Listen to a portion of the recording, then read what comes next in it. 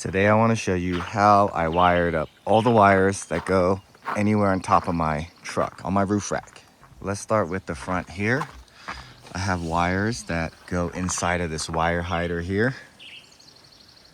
So you can see, smaller watt gauge wire comes down this little seam along the windshield, little whatever this piece is for it. And then that's how it works. And then all the wiring is loomed. It's all Velcroed. It's also electrical taped to keep it from sliding around. And there you go. Everything is hiding under the crossbar, so it's sheltered from the elements as much as possible. These two are being replaced, so don't mind that. The benefits of using the Velcro ties is they're very modular. You can reinforce. If any of them break, you can use one and replace it to another area to help nullify the issues. If you look under my crossbar right now, you can see all the wires are actually protected from the snow. Nothing's touching the snow. The electrical tape over here, this helps to prevent all the wiring from sliding because the Velcro straps don't do a great job of that. So let's talk a little bit more about the loom. So I have wiring loom everywhere. Wherever the wires are pretty exposed, if it doesn't already have protection. I'll show you more on that in a minute. First, let me show you what I do with my Bajas. My Baja S1s just mount to the side of my roof rack with the bolt. And the wire is organized by the zip tie here. Let me show you a better one. See, if you take a look at this setup here, you can see right there, I use a zip tie to hold the wire onto the roof rack so it's not wobbling. I also use a zip tie and a Velcro strap, a Velcro tie, whatever you want to call those. It's snowing right now. And if you want to see how I wired the winch and the light bar, that's in a different video. I don't really have time to show you right now. I should mention that these wire hiders have been doing really well in the cold and hot weather. Very good product.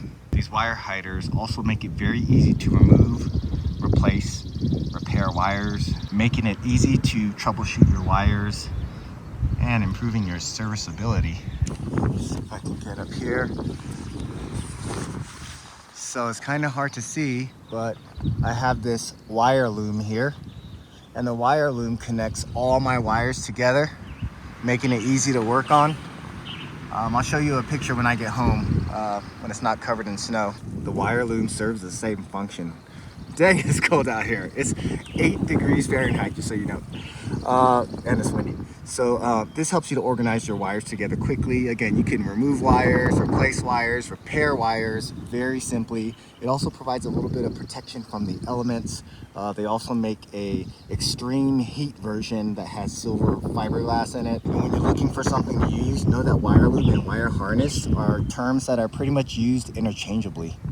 You can see I have this wire loom up here. This is protecting the wiring from branches, from the sun, all kinds of good stuff. And I'm not sure if it's gonna scratch the paint or not, but I'm not too worried about that. And this is what I'm using. So it's called wire loom. It's a breathable material in case it gets wet in there so that things don't start molding.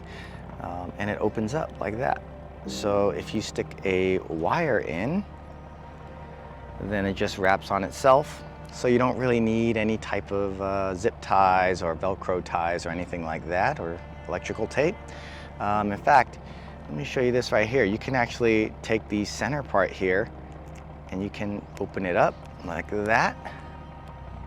And you can start sticking wires in there. Say you have to cut it right there. You cut it, you merge them back together, and then you can just let go of this and it seals them back up. Nice and neat, easy to use. One little tip, you can see on the end here where I cut it, it's very ugly and can start unraveling. So I like to do a thing like this, which is actually, let me see if I can show you there. Kind of hard to see on screen. but I burned it just with a lighter really quickly, and all the little fraying hairs are gone. And you can see it's nice and neat. Okay, as you can see, you can stick the wire in there nice and easy. And it's got these little ridges in there. Let me see if I can show you that. There. And that helps the wire to stay in place in addition to the flat. See this wire right here? It just tends to vibrate and slowly slide out completely. So, and then I usually just tuck it right back in like that. So what I'm gonna do now is actually install the wire hider on this side as well. Another way to get around that, if you'd like, I've seen some people have their rigs with the wire hider on top of this seal here. Then you'd be able to hide wires under here like this. You can hide wires in this little thing if you have some small wires, and then you can put some extra big wires on top as well. So if you made it to this part in the video, thank you very much, and check out some of my other videos if you want to see how we assembled or installed this Uptop Overland Alpha roof rack, why I chose these boxes, or how I installed them. In fact, if you want to see any modification I've done to my Toyota, I can put it in the description below. So thanks for watching. I'll catch you guys out there on the trails.